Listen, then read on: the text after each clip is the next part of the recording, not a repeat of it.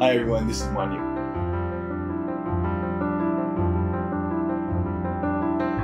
Previously, on the last episode of my life, before I actually learned to meditate, I had no idea about the way that thinking and the identification with thought could affect you and how it does affect your life. I didn't realize that. I just figured, all the thoughts and the thinking was just that's normal.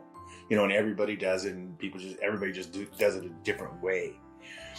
However, when I learned to ascend, which is the type of meditation that I do, when I learned to meditate, I started to recognize that all thoughts come and go. All thoughts have a beginning and an end.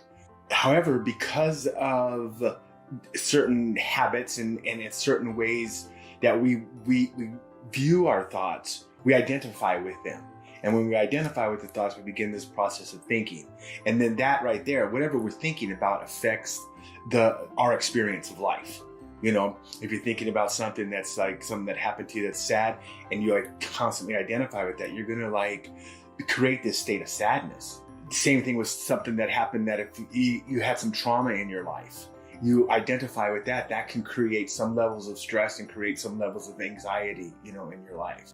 More and more people are starting to recognize that, they have thoughts, they're the thoughts come and go, and that they're not their thoughts, which is a very cool thing.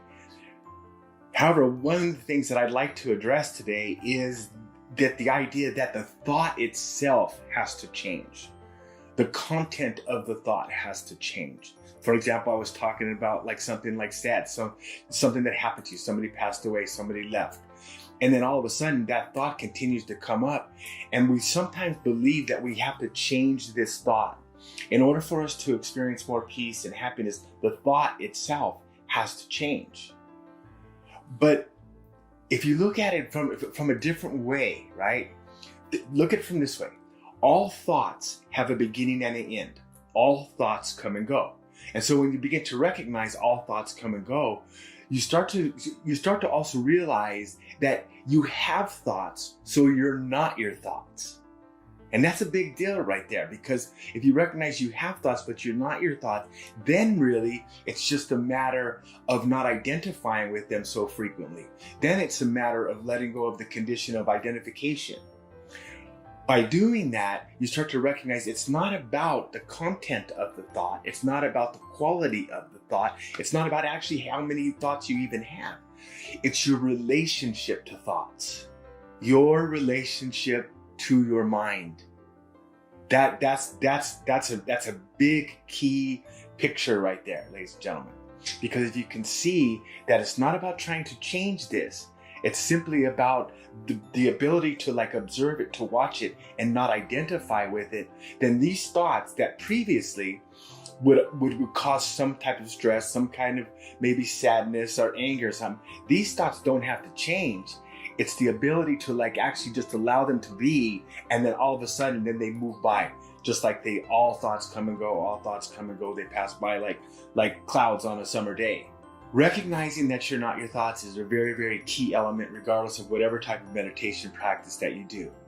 So if you can remember, don't try to change your thoughts. It's not about trying to change that. It's not trying to change the content or the memory.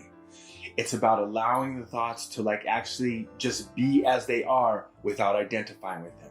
And as you begin to practice with that, just by observing, by witnessing, you start to recognize they can just move very, very quickly, and they don't cause any friction or stress or trauma any longer. So I would advise you to play with that and see how that goes. If you like the content of the videos and what we're sharing with you, please press the like button and subscribe to our channel, and come back and visit us anytime that you like. Also, if you're interested in a meditation practice, specifically the one that I practice, check the link below and you'll find the Ishaya's Ascension.